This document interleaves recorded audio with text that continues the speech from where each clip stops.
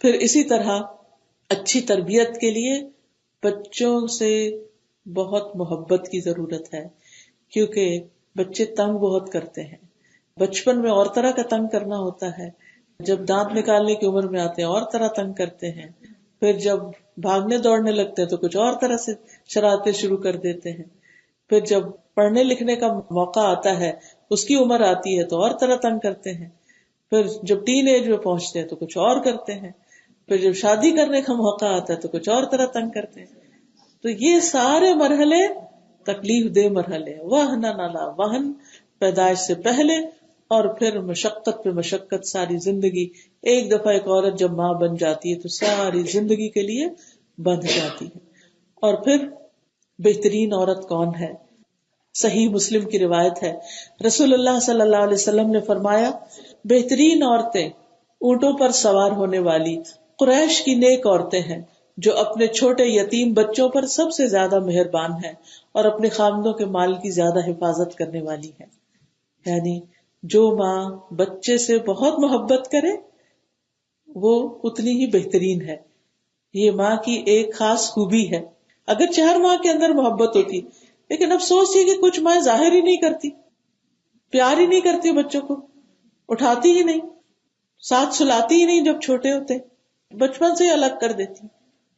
نئے نئے فلسفے اور نئی نئی باتیں سیکھتے جاتے ہیں ہم، اور بچوں کو پہلے تو کاٹ میں سلاتے ہیں اور اس کے بعد دوسرے کمرے میں ڈال دیتے ہیں، اور ان کو ہم ڈسپلن کرنے کے نام سے اپنے سے دور ہی کر دیتے ہیں، اور پھر وہ دور ہی ہو جاتے ہیں، قلبی طور پر بھی اور فزیکلی بھی.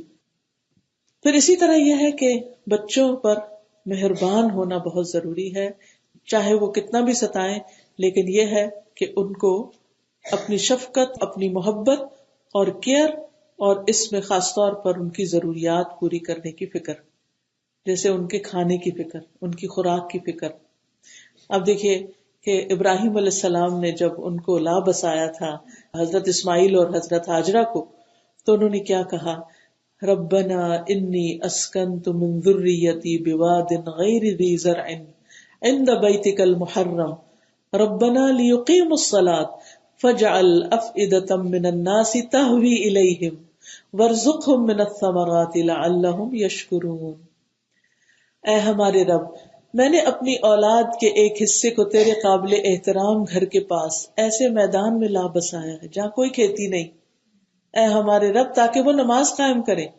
پہلے مسجد بنائی، اللہ کا گھر بنایا، بس بعض لوگوں کے دلوں کو ان کی طرف مائل کر دے، یعنی میں تو یہاں نہیں، لیکن تو اور بندوبست کر دے کہ میرے بچے سے محبت کرنے والے ہوں، اور انہیں کھانے کو پھل مہیا کر دے. بہترین غذا مانگی، توقع ہے کہ یہ شکر گزار بنے گے. اور آپ دیکھیے کہ جب زمزم کا پانی آیا تو پرندے آنے لگے، جو پرندے آنے لگے تو ان کو دیکھ کر بنو جرہم جو تھے وہ بھی آ گئے، جرہم قبیلہ جو تھا، اور پھر انہوں نے حضرت ہاجرہ کا اور حضرت اسماعیل کا بہت خیال رکھا. پھر حضرت اسماعیل کی شادی بھی جرہم قبیلے میں ہوئی. تو اس طرح اللہ تعالیٰ نے ان سے محبت کرنے والے ان کے پاس بھیج دیے جو ان کے مددگار بنے. اور یہ ابراہیم علیہ السلام نے دعا مانگی تھی کہ فجعل افئدۃ من الناس تہوی الیہم، کیونکہ یہ بھی بچوں کی ضرورت ہوتی ہے کہ اللہ انہیں ایسے لوگ ملے جو ان سے محبت کرے. جب بچوں کی شادی ہو تو اس وقت بھی یہ دعا دے کہ اللہ ہمارے بچے کو ایسے سسرال والے ملے، چاہے لڑکا ہو یا لڑکی، کہ جو اس سے محبت کرنے والے، اس کو اپنا بچہ سمجھنے والے. کیونکہ محبت کی ضرورت یہ نہیں کہ صرف بچپن میں ہوتی ہے، ساری زندگی ہوتی ہے، انسان کو آخر تک ہوتی ہے، بڑھاپے میں بھی ہوتی ہے. بس محبت کرنے والوں کی قسمیں بدلتی چلی جاتی ہیں. کبھی ماں کی محبت زیادہ ہوتی ہے، اور کبھی پھر باپ کی زیادہ ہو جاتی ہے، اور کبھی بہن بھائیوں، اور پھر بیوی کی اور شوہر کی، اور پھر بچوں کی. ہر وقت کی ایک خاص محبت ہوتی ہے. تو بچوں کی کھانے پینے کے لیے ان کے رزق کی وسعت اور فراخی کی بھی دعا کرنی چاہیے. اور ہر ماں کو یہ دعا مانگنی چاہیے کہ اللہ میرے بچے کو حلال رزق عطا کر، حلال اور وافر رزق عطا کر، کہ اسے کسی کی محتاجی نہ ہو.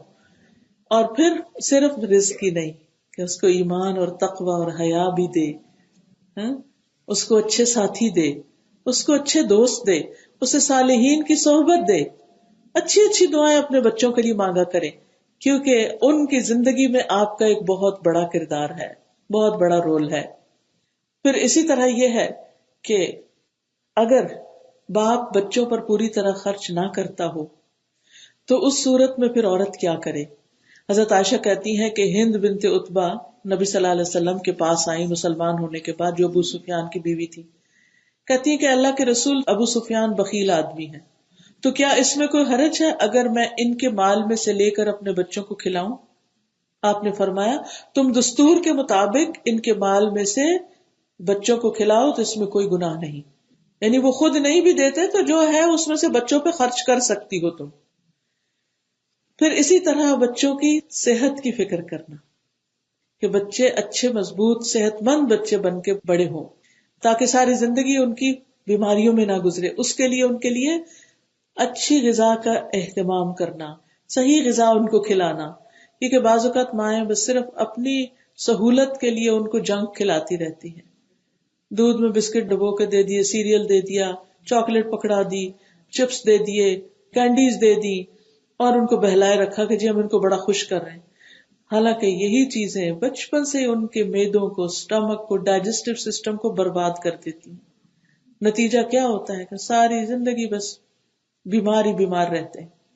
جس کا معدہ ہی ٹھیک نہیں، اس کے اندر قوت کہاں سے آئے گی، اس کو غذا کہاں سے لگے گی، اس کے اندر پھر باقی قوتیں کہاں سے آئیں گی. تو اس لیے ماں کو بچپن سے ہی بچے کو صحیح غذا دینی چاہیے. پھر اسی طرح جب بچیوں کی شادی وغیرہ ہو، آپ دیکھیے کہ افسوس یہ کہ ہمارے ہاں رشتے کا معیار کیا ہے، بچی دیندار بھی ہو لیکن دبلی پتلی ہو، سفید رنگ کی ہو. بچوں کی ڈیمانڈ یہی ہے، کچھ بچوں کی بھی ہے اور کچھ ہماری بھی دبی چھپی یہی ہے. تو اب آپ دیکھیے کہ اس کے نتیجے میں بچیاں شادی سے پہلے لازمن ڈائٹ کرتی کہ انہوں نے شادی کا ڈریس پہننا ہے بہت ہی اسمارٹ قسم کا، لہذا کچھ کھائے پیئیں گی نہیں. اور اس میں چاہے ان کو چکر آ رہے ہوں، چاہے ان کی حالت بری ہو رہی ہو کہ نہ وہ شوہر کا حق ادا کر سکے اور نہ آئندہ جو بچہ پیدا ہونے والا ہے اس کو دیکھ سکے. اب نتیجہ کیا ہوتا ہے، جو ہی شادی ہوئی وہ چند دن تو کپڑے پہن لی، اس کے بعد ہوئی پریگنینسی اور پڑ گئی بستر پہ، اور پھر ہر طرف سے جوتے پڑنے لگتے ہیں کہ ہم اس لیے تھوڑی لائے تھے. تو اس میں قصور ہمارا اپنا بھی ہوتا ہے کہ ہم کیا تلاش کر رہے ہیں اور ہم ڈیمانڈ کیا کر رہے ہیں، اور پھر اس ڈیمانڈ کو پورا کرنے کے لیے لڑکی اپنی جان پہ کیا کیا ظلم سہ رہی ہے. تو ہونا کیا چاہیے؟ ٹھیک ہے، میں نہیں کہتی کہ ایکسیسو فوڈ کھائیں. حضرت عائشہ کہتی کہ جب ان کی رخصتی کا وقت تھا تو ان کی والدہ نے چاہا کہ وہ ذرا تھوڑی موٹی ہو جائیں تاکہ مجھے رخصت کیا جا سکے، کیونکہ ان کی رخصتی 9 عمری میں ہوئی تھی.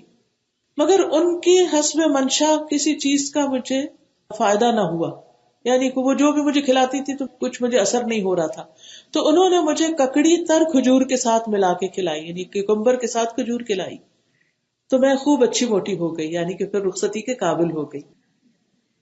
پھر اسی طرح آپ دیکھیے کہ بعض اوقات مائیں خود بھوکا رہ کر بچوں کو کھلاتی ہیں، اور ایسی مائیں جو بچوں کو کھلانے پلانے اور ان کے کام کرنے میں مصروفیت کی وجہ سے خود بعض اوقات اپنا خیال بھی نہیں رکھ سکتی، ان کے لیے بھی بڑا اجر ہے.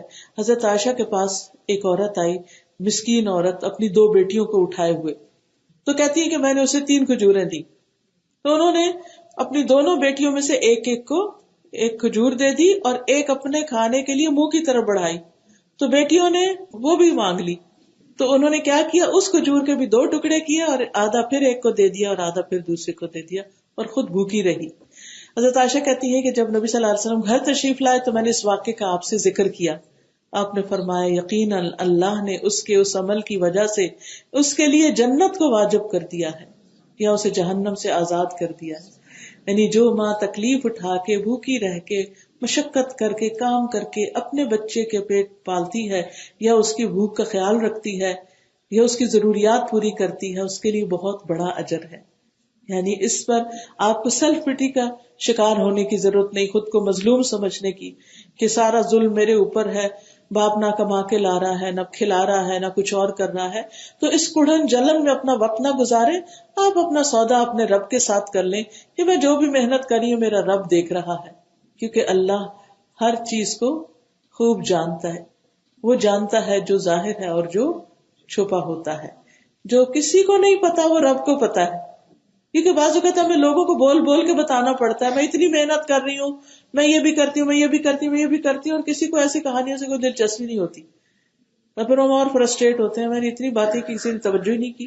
نہیں، آپ رب کو سنائیں، رب دیکھ رہا ہے، اس کو پتا ہے آپ کتنی محنت کر رہی. تو اس جنت کی خاطر اگر اپنا یہ فریضہ ادا کریں گی تو انشاءاللہ برکتیں ہی برکتیں ہوں گی، اور اللہ تعالیٰ آپ کی کوششوں کو کبھی بھی ضائع نہیں کرے گا.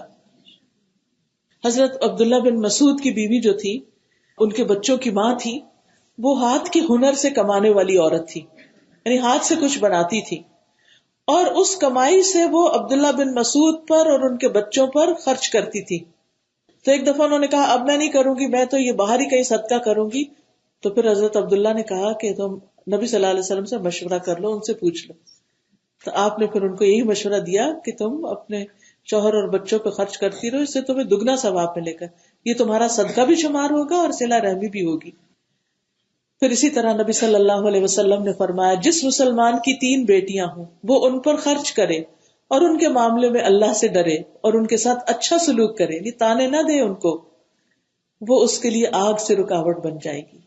تو ایک عورت نے آپ سے پوچھا جس کی 2 ہوں؟ فرمایا جس کی 2 ہوں، اور اس کے بہت سے شواہد بھی موجود ہیں.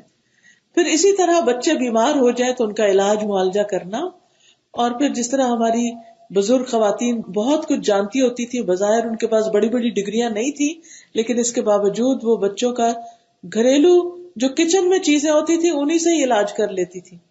کسی کا ہلدی کے ساتھ اور کسی کا پیاز کے ساتھ اور کسی کا تیل کے ساتھ اور کسی کا لہسن کے ساتھ، یہی انہی چیزوں کو آگے پیچھے ملا جلا کر بچوں کو دے دیتی اور بچے صحت مند ہو جاتے تھے. بڑی بڑی اینٹی بایوٹکس کے ڈوز یا کورس نہیں کرانے پڑتے تھے. اس کے علاوہ بچوں کو خود ہی دم بھی کرنا آنا چاہیے. حضرت اسماء بنت امیس کہتی ہیں میں نے کہا نبی صلی اللہ علیہ وسلم سے کہ جعفر کے بیٹوں کو نظر لگ جاتی ہے تو کیا میں ان پہ دم کر لیا کروں، یعنی عورت کا دم بھی ویلڈ ہوگا؟ آپ نے فرمایا ہاں، کیونکہ اگر تقدیر سے کوئی چیز سبقت لے جاتی ہے تو وہ نظر ہے، یعنی تقدیر میں اگر کوئی تکلیف نہیں بھی لکھی ہوئی تو نظر لگنے سے وہ تکلیف واقع ہو جاتی ہے. تو اس لیے بچے جو ہوتے ہیں نا معصوم چھوٹے چھوٹے پیارے پیارے، ان کو نظر بہت جلدی لگتی ہے. تو ایسے میں اگر انسان کے اچھا میں اب کس عالم کے پاس جاؤں، کس نیک بندے کے پاس جاؤں، جا کے وہاں پر دم کروں، نہیں، آپ خود ہی نمازوں کی پابندی کریں، روز قرآن پڑھا کریں اور اپنے بچوں کو خود ہی دم کر لیا کریں سورۃ فاتحہ پڑھ کے. اور وہ جو نبی صلی اللہ علیہ وسلم حضرت حسن اور حسین پہ پڑھتے تھے اعوذکما بکلمات اللہ التامۃ من کل شیطان وہامۃ ومن کل عین لامہ. یہ کتاب جو ایاک نستعین ہے اس کے اندر شفا کی دعائیں اور یہ دم وغیرہ سب کچھ لکھا ہوا ہے، دیکھ کے بھی کچھ دن پڑھ سکتی ہیں تاکہ اس کے بعد آپ کو زبانی یاد ہو جائے. تو ہر ماں کو اہتمام کرنا چاہیے، خاص طور پر جیسے بچہ اگر بیمار ہے تو اس کے اوپر ہاتھ بھی پھیرتے جائیں اور اس کو جھاڑتے جائیں، قرآن پڑھ کر اس کو سناتے جائیں. اور ویسے بھی رات کو سوتے وقت آخری کام کیا ہونا چاہیے کہ بچوں کو سوتے وقت کی دعائیں پڑھ پڑھ کر سنائیں، حتیٰ کہ وہ خود یاد کر لیں اور پھر ایک وقت آئے کہ وہ خود پڑھنا شروع کر دیں. لیکن بچوں کو تکلیف دہ علاج سے بچانا چاہیے. ام قیس کہتی ہے کہ میں اپنے بیٹے کو لے کر آپ صلی اللہ علیہ وسلم کی خدمت میں حاضر ہوئی جبکہ میں نے گلے کی بیماری کی وجہ سے ان کا تالو دبا دیا تھا. آپ نے دیکھا ہوگا ہمارے ہاں بھی بیک ہوم کیا کرتے ہیں، وہ جو بچے کی گنڈی سی لٹک جاتی ہے گنڈی، تو وہ نمک لے کے اس کو انگوٹھے سے دبا کے اوپر کرتے ہیں، تو اس سے پھر وہ کہتے ہیں گنڈی چڑھ گئی اور پھر وہ گلا ٹھیک ہو جاتا ہے. تو آپ صلی اللہ علیہ وسلم نے فرمایا تم اپنے بچوں کو حلق دبا کے کیوں تکلیف دیتی ہو، عود ہندی کو لازم کر لو، کست کو لازم کر لو، اس میں 7 بیماریوں کی شفا ہے، ان میں سے ایک سینے کا درد ہے. اگر حلق کی بیماری ہو تو اس کو ناک میں ڈالو، اور اگر سینے کا درد ہو تو منہ کی ایک طرف ڈالو. حلق کی بیماری ہو تو ناک میں ڈالو، یعنی ENT سارا جو ہے اس کے لیے اس کو باریک پسی بھی ہوتی ہے، تھوڑے سے پانی میں ڈال کے ناک میں قطرہ ٹپکا دیا جائے، سارا گلا صاف ہو جاتا ہے. اور اگر سینے کا درد ہو تو منہ کے ایک جانب ڈالو، یعنی منہ کے ایک طرف، ٹھیک ہے، جو سفوک ہوتا ہے چھوٹا سا اس کو ایک طرف منہ میں رکھ دیا جائے. یہ کست جو ہے، کست ہندی، اب یہ لیٹلی بہت ہی فائدہ مند علاج ہے، آپ سب کے فائدے کے لیے بتاؤں گی. مجھے ڈاکٹر عظما نے بتایا تھا، اگر یہاں موجود ہے یا نہیں، وہ کہنے لگی کہ ایک خاتون تھی جن کو برین کینسر ہو گیا اور اس کا اثر ان کے ماتھے پر بھی آ گیا اور بالکل ایسی سٹیج پر تھا کہ کوئی بچنے کی امید نہیں تھی.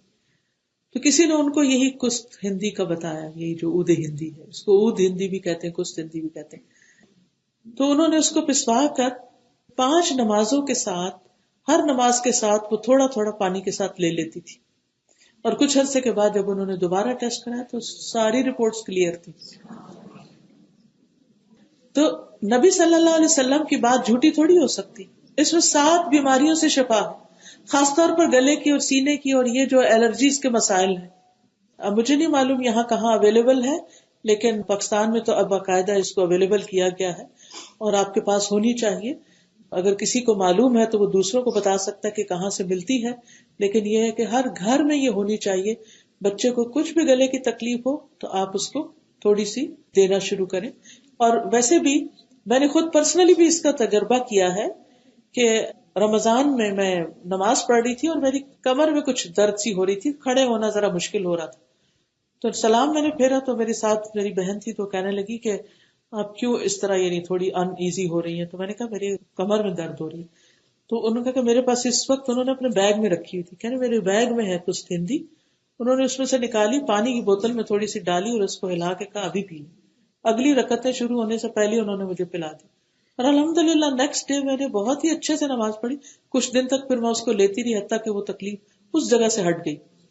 تو الحمدللہ اللہ نے ایسی چیزیں پیدا کی ہیں، جیسے حدیث میں آتا نا لِكُلِّ دَاءٍ دَوَاء، ہر بیماری کی دوا موجود ہے، اللہ نے اتاری ہے. اللہ نے کوئی بیماری ایسی نہیں اتاری جس کے لیے شفا نہ اتاری. جس نے جان لیا اس نے جان لیا، جس کو نہیں پتا نہیں پتا، لیکن اللہ نے علاج اتارا ہے بہرحال. تو ہمیں علاج کرانا چاہیے، اور بچوں کا علاج خصوصاً سادہ چیزوں سے کرنا چاہیے کہ جس سے ان کو تکلیف سے بچایا جا سکے. اور پھر اگر کسی ایسی بیماری میں مبتلا ہے کہ جس میں اس کو تکلیف زیادہ ہے تو پھر اس کو توجہ بھی زیادہ دیں اور اس کے علاج کی بھی فکر کریں. اور اس میں ہم دیکھتے ہیں کہ محمد بن حاتب اپنی والدہ ام جمیل سے روایت کرتے ہیں. وہ کہتی ہیں کہ ایک مرتبہ میں تمہیں سرزمین حبشہ سے لے کے آ رہی تھی. آپ کو پتا مسلمان بچوں کو لے کے حبشہ ہجرت کر گئے، پھر وہاں سے پلٹے مدینہ گئے. تو مدینہ منورہ سے 1 یا 2 راتوں کے فاصلے پہ میں رہ گئی تو میں نے تمہارے لیے کھانا پکانا شروع کیا. اتنے میں لکڑیاں ختم ہو گئی. میں لکڑیوں کی تلاش میں نکلی تو تم نے ہانڈی اپنے اوپر گرا لی. کئی دفعہ بچے ایسے ابلتے پانی میں ہاتھ مار دیتے ہیں، کبھی کسی طرح کوئی چیز گر جاتی ہے، کبھی چینٹے اڑ کے پڑ جاتے ہیں، تو وہ الٹ کے تمہارے بازو پہ گر گئی. میں تمہیں لے کر نبی صلی اللہ علیہ وسلم کی خدمت میں حاضر ہوئی. میں نے کہا یا رسول اللہ صلی اللہ علیہ وسلم، میرے ماں باپ آپ پہ قربان، یہ محمد بن حاتب ہے. نبی صلی اللہ علیہ وسلم نے اس کا حال دیکھا اور ماں کہتی کہ انہوں نے تمہارے منہ میں اپنا لعاب دہن ڈالا، تمہارے سر پہ ہاتھ پھیرا، تمہارے لیے برکت کی دعا کی. آپ صلی اللہ علیہ وسلم تمہارے ہاتھ پر یعنی جس جگہ وہ جلن تھی اس پر اپنا لعاب دہن ڈالتے جا رہے تھے اور کہتے جا رہے تھے اذهب البأس رب الناس واشف انت الشافی لا شفاء الا شفاؤک شفاء لا یغادر سقما. اے لوگوں کے رب، اس تکلیف کو دور فرما اور شفا عطا فرما، کیونکہ تو ہی شفا دینے والا ہے، تیرے علاوہ کسی کے پاس شفا نہیں ہے. ایسی شفا عطا فرما جو بیماری کا نام و نشان نہ چھوڑے. کہتی ہیں کہ میں تمہیں آپ کے پاس سے لے کر اٹھنے نہیں پائی تھی کہ تمہارا ہاتھ ٹھیک ہو گیا. تو اسی لیے خود بھی آپ بچوں پہ پڑھیں اور بچوں کو بھی یہ دعائیں سکھائیں. اس کتاب میں یہ دعا بھی موجود ہے ایاک نستعین، اور اس کا فائدہ یہ ہے کہ ٹرانسلیٹریشن بھی اس میں موجود ہے، یعنی انگلش میں عربی لکھی ہوئی بھی ہے. عربی دعاؤں کے ساتھ ساتھ بیچ میں انگلش میں بھی وہ دعا لکھی ہوئی ہے کہ اگر آپ کو عربی نہ پڑھنی آتی تو نیچے سے آپ پڑھ سکتے. تو یہ دعائیں بچوں کو بھی سکھا دیں. اکثر ایسا ہوتا ہے بچوں نے اسکول نہ جانا ہو تو کہتے ہیں میرے سر میں درد ہے، میرے پیٹ میں درد ہے، آج اسکول نہیں جانا. تو آپ اسی وقت ان کو دعا سکھائیں اور کہیں ابھی دعا پڑھتے ہیں، دم کرتے ہیں، آپ ٹھیک ہو جائیں گے، آپ اسکول چلیں گے. کیونکہ یہ بھی تربیت کا ایک حصہ ہے کہ بچے کی ہر بات نہ مانی جائے اور بچے کو پہچانا جائے کہ کب وہ صحیح بات کر رہا ہے اور کب وہ صرف کوئی ایڈوانٹیج لینا چاہتا ہے. یہ تو تھی چند باتیں جسمانی ضروریات کے پورا کرنے کے اعتبار سے. اب ان کی روحانی ضروریات اور ان کی جو تربیت ہے اس میں انہیں کیا کیا سکھانا ہے یہ بھی ہمیں دیکھنا ہوگا. سب سے پہلی چیز جو بچے کو سکھانے کی ضرورت ہے وہ توحید کا سبق ہے. لا الہ الا اللہ ہے، اللہ کی پہچان ہے. اسحاق بن عبداللہ کہتے ہیں، وہ اپنی دادی ام سلیم سے روایت کرتے ہیں کہ وہ رسول اللہ صلی اللہ علیہ وسلم پر ایمان لے آئیں. وہ کہتی ہیں کہ تب انس کے والد آ گئے، پہلے وہ نہیں تھے گھر میں. انہوں نے کہا کیا تم سابیہ ہو گئی ہو؟ کہنے لگی نہیں میں سابی نہیں ہوئی، میں تو اس شخص پر ایمان لائی ہوں. اور وہ انس کو اشارہ کرتی اور تلقین کرتی کہ لا الہ الا اللہ کو، اشہد ان محمد الرسول اللہ کہو. تو بچے نے ایسا ہی کیا. تو ام سلیم کو انس کے باپ نے کہا میرے بیٹے کو نہ بگاڑو. تو وہ کہتی کہ میں اس کو بگاڑ نہیں رہی، یعنی میں اس کو ایمان سکھا رہی.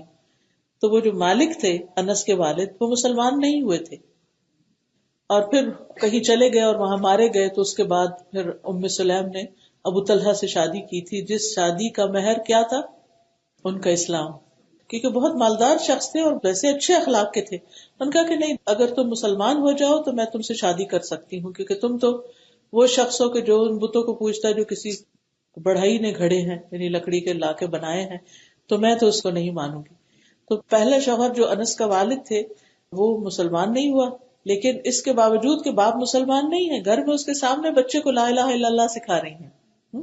اور اس بچے کی قسمت میں پھر تھا کہ وہ نبی صلی اللہ علیہ وسلم کی خدمت کرے. اور جب مدینہ میں آئے تو وہ تقریباً 9-10 سال کے تھے، اور جب تک نبی صلی اللہ علیہ وسلم حیات رہے انس جو تھے وہ ان کے پاس بحیثیت خدمت گزار بچے کے رہے. اور حضرت انس کہتے ہیں کہ ان کی مائیں جو تھی، نانی، دادی، امی، خالہ، سب تلقین کرتی تھی کہ تم نبی صلی اللہ علیہ وسلم کی اچھی سی خدمت کیا کرو. تو یہ بھی ماؤں کا اصل میں ایک تربیت کا انداز تھا.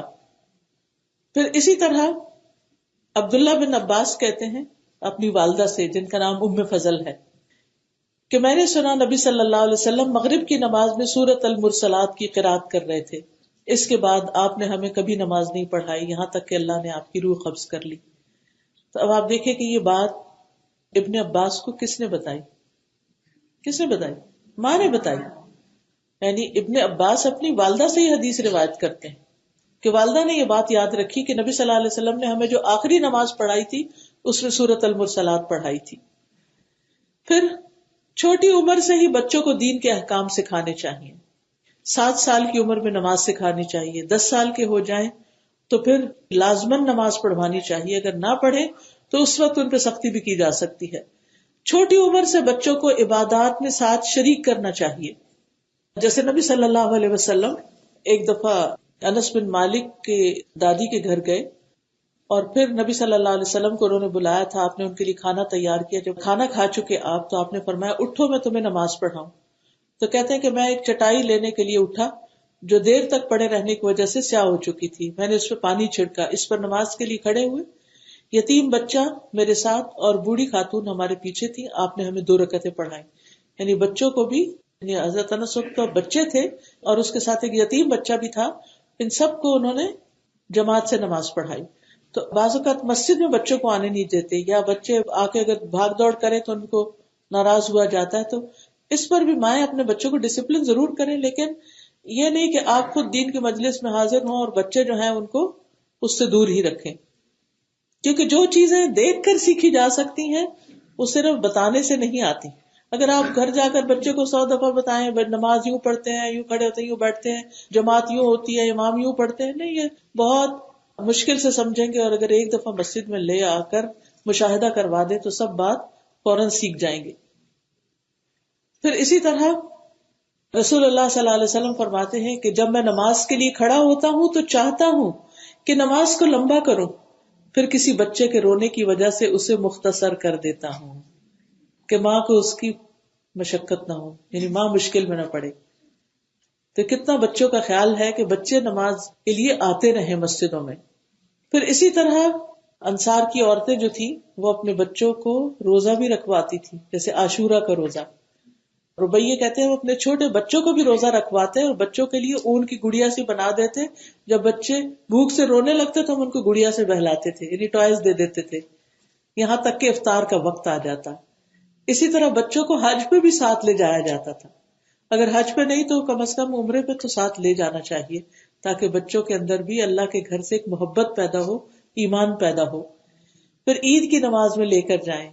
ابن عباس کہتے ہیں کہ رسول اللہ صلی اللہ علیہ وسلم اپنی بیٹیوں اور ازواج کو عید میں نکلنے کا حکم دیتے تھے کہ وہ بھی چلیں، کیونکہ اس میں مسلمانوں کا اجتماع ہوتا ہے، دعا ہوتی ہے، اچھے اچھے کپڑے، اچھے کھانے، تو بچوں کے لیے خوشی کا، رونق کا موقع ہوتا ہے. پھر بچوں کو رازداری سکھائیں کہ اس کی بات ادھر، ادھر کی بات ادھر نہ کریں. اور کچھ لوگ تو افسوس کے ساتھ یہ کہنا پڑتا ہے کہ بچوں سے تجسس کرواتے ہیں. اچھا جاؤ دیکھ کر آؤ وہ تمہارا بھائی کیا کر رہا ہے، جاؤ دیکھ کر آؤ تمہاری دادی کیا کر رہی ہے، اچھا وہ جو تم پھپھی کے گھر گئے تھے تو پھر انہوں نے کیا دیا تھا تمہیں کھانے کے لیے، اور کون کون آیا تھا وہاں پر. بچے معصوم، اور جس طریقے سے پوچھا جاتا ہے وہ سمجھتے ہیں بہت بڑا کام اور اس سے بڑی امپورٹنس ملتی ہے. پھر کوئی نہ پوچھے تو آ کر ویسے ہی خبریں دینے لگتے ہیں، پھر ساری زندگی کے لیے عادت پڑ جاتی ہے اس قسم کے تجسس کی. تو اس سے بھی بچنے کی ضرورت ہے. حضرت انس کہتے ہیں کہ رسول اللہ صلی اللہ علیہ وسلم میرے پاس تشریف لائے، میں بچوں کے ساتھ کھیل رہا تھا. آپ نے ہمیں سلام کیا، پھر مجھے کسی کام کے لیے بھیجا، پھر میں اپنی والدہ کے پاس دیر سے گیا. جب میں ان کے پاس پہنچا تو انہوں نے کہا تجھے کس چیز نے روکے رکھا؟ میں نے کہا مجھے رسول اللہ صلی اللہ علیہ وسلم نے کسی کام کے لیے بھیجا تھا. میری والدہ پوچھنے لگی انہوں نے کیا کام کہا تھا؟ میں نے کہا وہ راز کی بات ہے. وہ کہتی ہیں تم رسول اللہ کے راز کو کسی سے بیان نہ کرنا. کیا اچھی تربیت ہے. پھر اسی طرح اگر بچے کوئی غلط کام کر رہے ہوں تو پیار سے ان کی اصلاح بھی کرنی چاہیے. حضرت عائشہ نے دیکھا کچھ بچیاں جوان ہو گئی ہیں لیکن وہ دوپٹے کے بغیر نماز پڑھ رہی ہیں، تو آپ نے ان کو دوپٹے اوڑھنے کے لیے کہا. لیکن یہ نہیں کہ ڈانٹ ڈپٹ کے اگر مسجد میں دیکھے بچے کے سر پہ ٹوپی نہیں تو اس کو ناراض ہونا شروع ہو جائیں، یا پہلی دفعہ کوئی بچے مسجد میں آئے تو ان کو طریقہ نہیں ابھی آتا تو ان کو ادھر ہی ناراض ہونا شروع ہو جائے. نہیں، پیار سے محبت سے اسمائل پاس کریں، ویلکم کریں. پھر اگر ان سے کوئی غلطی ہوتی ہے تو بعد میں آرام سے بٹھا کے سمجھائیں ان کو. پھر اسی طرح بڑی عمر کے بچوں کی بھی اصلاح کی ضرورت ہوتی ہے. ہم یہ کہتے نہیں اب تم ہماری رسپانسبلٹی نہیں ہو، تم انڈیپینڈنٹ ہو، خود کرو. نہیں، جب بھی جتنا بھی ممکن ہو. آپ دیکھیے کہ حضرت علی رضی اللہ عنہ اور حضرت فاطمہ رضی اللہ عنہ شادی ہو چکی ہے، ان کے اپنے بچے بھی ہو چکے ہیں، لیکن جب وہ غلام لینے کے لیے آتی ہیں تو کس طرح نبی صلی اللہ علیہ وسلم خود ان کے گھر جا کر ان کو تسبیحات سکھاتے ہیں. پھر ایک مرتبہ نماز کے لیے اٹھاتے ہیں، جب وہ نہیں اٹھتے تو پھر حضرت علی کہتے ہیں کہ جب اللہ چاہے گا ہمیں اٹھائے گا. تو آپ صلی اللہ علیہ وسلم واپس آتے ہیں اور کہتے ہیں انسان بڑا جھگڑالو ہے. تو شادی کے بعد بھی بچوں کے دین کی فکر کرتے رہنا چاہیے، اس کی خبر رکھنی چاہیے کہ وہ کیا کر رہے ہیں. حضرت ابراہیم علیہ السلام بھی جب واپس آئے تھے، حضرت اسماعیل کی شادی ہو چکی تھی، تو اس وقت ان کی بیوی سے ملاقات ہوئی جو کہ اپنے شوہر کی بہت سی شکایتیں کر رہی تھی. تو اس پر انہوں نے یہ میسج دے کے چلے گئے کہ جب میرا بیٹا آئے تو اسے کہنا کہ چوکھٹ بدل دو. پھر اسی طرح بچوں کی تربیت میں انہیں مارنے سے پرہیز کریں. مار پیٹ منع ہے، کیونکہ نبی صلی اللہ علیہ وسلم پیار اور محبت سے حضرت حسن اور حسین کو اپنی گود میں بٹھاتے تھے اور انہیں پیار کرتے تھے اور ان کے لیے دعائیں کرتے اور فرماتے اللہ میں ان سے محبت کرتا ہوں، تو بھی ان سے محبت کر. حضرت عائشہ کہتی ہے نبی صلی اللہ علیہ وسلم نے اپنے ہاتھ سے کسی کو کبھی نہیں مارا، نہ کسی عورت کو، نہ کسی بچے کو، نہ کسی خادم کو. ان تینوں کی عام طور پہ پٹائی ہوتی ہے، تو کسی کو نہیں مارا آپ نے کبھی بھی. یہ ہے ہمارے رسول صلی اللہ علیہ وسلم کی سنت جس پر ہمیں عمل کرنے کی ضرورت ہے. اور خصوصاً کبھی اگر غصہ آ بھی جائے تو چہرے پہ تو بالکل مارنے کی اجازت نہیں، اس کی ممانعت ہے، آپ نے منع فرمایا ہے. پھر اسی طرح یہ ہے کہ بچوں کی اچھی تربیت میں جھوٹ سے بچنا چاہیے. جھوٹ نہ بولیں، ان سے جھوٹا وعدہ نہ کریں. ایک دفعہ عبداللہ بن عامر کہتے ہیں میری والدہ نے مجھے بلایا اور کہا ادھر آؤ میں کچھ دوں تمہیں. تو رسول اللہ صلی اللہ علیہ وسلم ہمارے گھر میں تشریف فرما تھے. انہوں نے میری والدہ سے پوچھا تم کیا دینا چاہتی ہو؟ انہوں نے کہا میں اسے کھجور دینا چاہتی ہوں. تو آپ نے فرمایا اگر تم اسے کچھ نہ دیتی تو تم پہ جھوٹ لکھا جاتا. یعنی بچوں سے بھی جھوٹ نہیں بول سکتے اور جھوٹے وعدے نہیں ان کے ساتھ کر سکتے. پھر اسی طرح اچھی تربیت میں بچوں کے درمیان انصاف کریں. اگر کوئی ایک بچہ زیادہ بھی اچھا لگتا ہے نا تو بھی آپ اس کا اظہار بہت نہ کریں. دوسرے بچے کمپلیکس کا شکار ہو جائیں گے، احساس کمتری کا شکار ہو جائیں گے. آپ صلی اللہ علیہ وسلم نے فرمایا سووا بین اولادکم فی العطیہ، تحفہ دینے کے معاملے میں بچوں کے درمیان عدل کرو، جیسے تم پسند کرتے ہو کہ تمہارے ساتھ نیکی میں برابری کریں، تمہارے ساتھ حسن سلوک کریں. پھر اسی طرح ان کی تربیت کے لیے اگر کوئی بہترین انتظام ہو تو انہیں اپنے سے الگ کیا بھی جا سکتا ہے.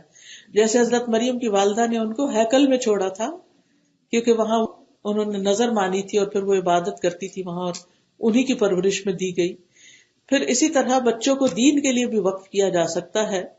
حضرت انس کی والدہ نے جس طرح ان کو نبی صلی اللہ علیہ وسلم کی خدمت میں بھیجا یہ کہہ کر کہ میرا بچہ لکھنا جانتا ہے، آپ اس سے کام لیجئے. پھر اسی طرح بچوں کو نیک لوگوں کی مجلسوں میں لے جائیں، ان سے ملوائیں.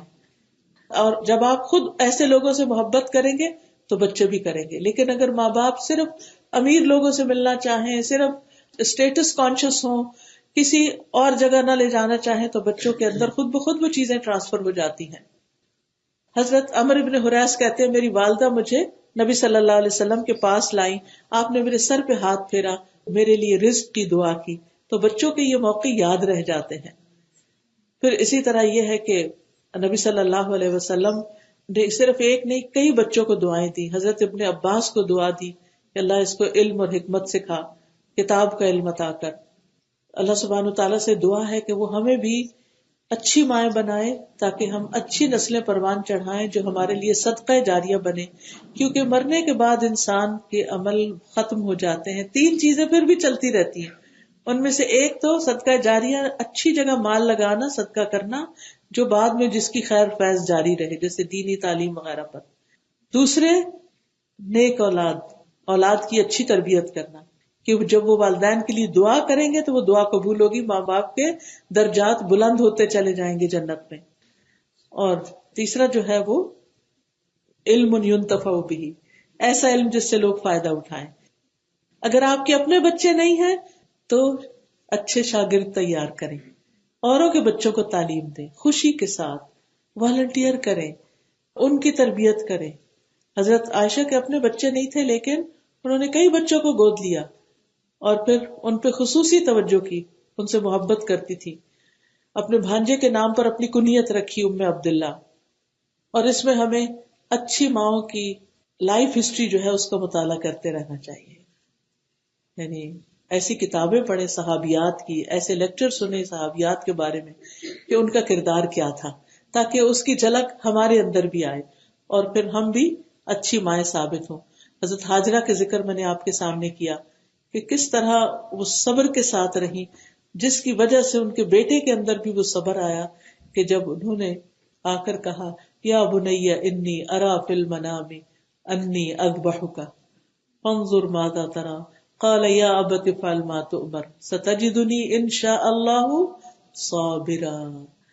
حضرت اسماعیل نے اپنے والد سے سنا جب انہوں نے کہا اے میرے چھوٹے بیٹے، میں خواب میں دیکھتا ہوں بے شک میں تجھے ذبح کر رہا ہوں، تو کیا خیال کرتا ہے؟ اس نے کہا میرے باپ جو تجھے حکم دیا جا رہا ہے کر گزر، اللہ نے چاہا تو آپ مجھے ضرور صبر کرنے والوں میں سے پائیں گے. ایک بچے کے اندر ابھی چلنے پھرنے کی عمر، بھاگ دوڑ 10-11 سال کی عمر تھی یا کچھ ایسی، اس عمر کو پہنچے تھے اور ان کے اندر اتنا صبر، کیونکہ انہوں نے صبر کی تربیت پائی تھی بچپن سے. صابر ماں کو سامنے پایا تھا جو راضی ہو گئی تھی صرف چند کھجوروں اور پانی کی ایک چھاگل پر کے اس کے ساتھ وہ ایسی جگہ رہے جہاں کوئی دوسرا انسان بھی نہیں. اسی طرح فرعون کی بیٹی کی جو کنگھی کرنے والی یا میک اپ کرنے والی تھی مشاطہ، وہ اور اس کے بچوں کا واقعہ بھی حدیث میں آتا ہے. مسند احمد کی روایت میں آتا ہے کہ نبی صلی اللہ علیہ وسلم جب معراج کی رات ایک جگہ سے گزرے تو کہتے ہیں وہاں سے بڑی بہترین خوشبو آئی. میں نے پوچھا جبریل یہ خوشبو کیسی ہے؟ انہوں نے کہا کہ یہ فرعون کی بیٹی کی کنگھی کرنے والی خاتون کی ہے اور اس کی اولاد کی. میں نے پوچھا کہ اس کا کیا قصہ ہے؟ انہوں نے کہا ایک دن یہ خادمہ فرعون کی بیٹی کو کنگھی کر رہی تھی، اچانک اس کے ہاتھ سے کنگھی گر گئی تو اس نے بسم اللہ کہہ کے اسے اٹھایا. فرعون کی بیٹی کہنے لگی کہ اس سے مراد میرے والد ہیں، یعنی اللہ کس کو کہہ رہی ہو؟ کیونکہ وہ کہتا تھا نا فرعون کہ میں ہوں رب العالی. اس نے کہا نہیں، بلکہ میرا تیرا تیرے والد سب کا رب یعنی اللہ. فرعون کی بیٹی نے کہا کہ میں اپنے والد کو یہ بات بتا دوں گی. اس نے کہا ضرور بتاؤ. فرعون کی بیٹی نے باپ تک یہ خبر پہنچا دی. اس نے خادمہ کو طلب کر لیا. جب وہ آئی تو فرعون کہنے لگا اے فلانا، کیا میرے علاوہ بھی تیرا کوئی رب ہے؟ اس نے کہا ہاں، میرا اور تمہارا رب اللہ ہے. یہ سن کر فرعون نے تانبے کی ایک گائے بنانے کا حکم دیا اور اسے خوب دہکایا، گرم کیا. اس کے بعد حکم دیا کہ اسے اور اس کی اولاد کو اس کے اندر پھینکو. تو اس نے کہا مجھے آپ سے ایک کام ہے. فرعون نے پوچھا کیا کام ہے؟ اس نے کہا میری خواہش ہے کہ جب ہم جل کر کوئلہ ہو جائیں تو میرے اور میرے بچوں کی ہڈیاں ایک کپڑے میں جمع کر کے دفن کر دینا فرعون نے کہا یہ تمہارا ہم پر حق ہے، ہم ایسے ہی کریں گے. اس کے بعد فرعون نے پہلے اس کے بچوں کو اس میں جھونکنے کا حکم دیا، چنانچہ اس کی آنکھوں کے سامنے اس کے بچوں کو ایک ایک کر کے اس دہتے تندور میں ڈالا گیا، یہاں تک کہ جب اس کے دودھ پیتے بچے کی باری آئی تو ذرا سی ہچکچائی. کہ زیادہ پیار ہوتا ہے نا چھوٹے بچے سے. یہ دیکھ کر اللہ کی قدرت اور معجزے سے وہ بچہ بول اٹھا، اماں جان بے خطر کود جائیے، کیونکہ دنیا کی سزا آخرت کے عذاب سے ہلکی ہے. چنانچہ اس نے چھلانگ لگا دی. لیکن وہ تو ایک صرف بظاہر تکلیف تھی نا. کہتے ہیں کہ جس کی جان اللہ کی راہ میں جاتی ہے اس کو بس اتنی درد ہوتی ہے جیسے چیونٹی کے کاٹنے سے ہوتی ہے. اور جیسے وہ جو سورت یاسین میں آتا ہے نا کہ جس شخص کو لوگوں نے مار ڈالا تھا اس نے کیا کہا، یا لیت قومی یعلمون بما غفر لی ربی وجعلنی من المکرمین قیل ادخل الجنہ. ادھر انہوں نے مارا، ادھر انہوں کو جنت میں داخل کر دیا گیا. تو یہی حال اس کا ہوا. اور پھر نبی صلی اللہ علیہ وسلم کو ان کی خوشبو سنگائی گئی، کیونکہ نیک بندہ جب مرتا ہے تو اس کے پاس جو فرشتہ آتا ہے وہ خوشبودار کفن لے کر آتا ہے، اور کبھی کبھی وہ خوشبو زمین پہ بھی پھیلتی ہے. امام بخاری کے بارے میں آتا ہے کہ ان کی قبر میں جب ان کو دفن کیا گیا تو اس قبر سے اتنی خوشبو آتی تھی کہ لوگ اس کی مٹی اٹھانا شروع ہو گئے. پھر لوگوں کو یہ ڈر پڑا کہ یہ تو ساری قبر ہی ننگی ہو جائے گی اگر لوگ اسی اعتبار سے مٹی اٹھاتے رہے. تو پھر بہرحال اس کے آس پاس جنگلہ کر دیا گیا. پھر اسی طرح ام سلیم جو ہے حضرت انس کی والدہ، ان کا واقعہ تو بہت ہی زبردست ہے. کس طرح انہوں نے اپنے بچے کی وفات پر کیسا صبر کیا کہ شوہر سفر سے آیا، اس کو بتایا نہیں، کپڑے سے ڈھانک کے رکھ دیا. اس نے پوچھا کہ بچہ کیسا ہے، کیونکہ بخار میں چھوڑ کے گئے تھے. کہنے لگے پہلے سے بہتر ہے، حالانکہ بچہ بہت ہو چکا تھا. پھر شوہر کو کھلایا پلایا خوش کیا. اس کے بعد کہا کہ دیکھو اگر تمہارے پاس کوئی امانت رکھے اور پھر وہ لینے آ جائے تو کیسے دو گے؟ تو انہوں نے کیا کہا، خوشی سے دوں گا. کیا تمہارا بچہ بھی اللہ کی امانت تھی، اللہ نے لے لیا.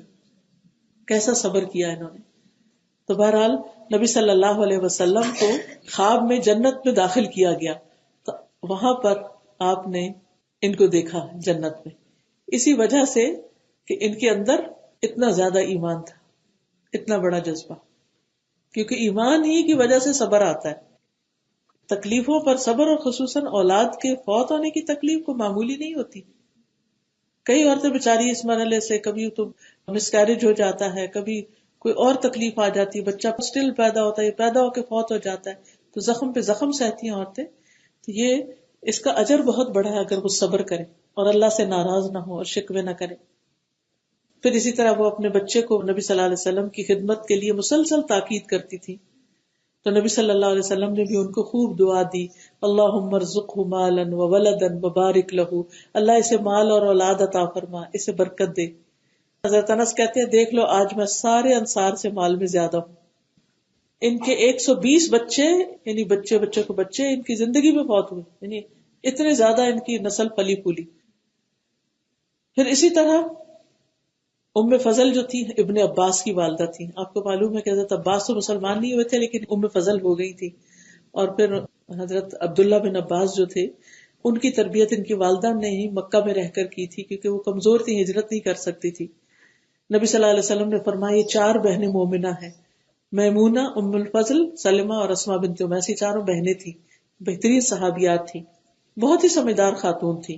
جب انہوں نے یہ جاننا چاہا کہ نبی صلی اللہ علیہ وسلم حج کے دن، عرفہ کے دن روزے سے ہیں کہ نہیں، تو انہوں نے دودھ پیش کیا کہ اگر پی لیا تو ہمیں پتہ چل جائے گا، پوچھنے کی ضرورت ہی نہیں ہے. پھر اسی طرح نبی صلی اللہ علیہ وسلم نے ابن عباس کے پیدا ہونے سے پہلے ہی ان کے پیدائش کی خوشخبری ان کو دے دی تھی اور ان کے لیے دعا کی تھی، اللہم فقہہ فی الدین. تو یہی وجہ ہے کہ اسلام میں ماں کی جو خدمت ہے اس کو لازم قرار دیا گیا اور اس کا بہت زیادہ حق رکھا گیا، باپ کے مقابلے میں بھی 3 گنا زیادہ. اور پھر خرچ کرنے کی ابتدا ماں سے کرنی چاہیے، کیونکہ ماں کے ایک دن کا بھی بدلہ چکایا نہیں جا سکتا. اور ماں کے ساتھ نیکی جو ہے وہ کبیرہ گناہ معاف کرنے کا سبب بنتی ہے.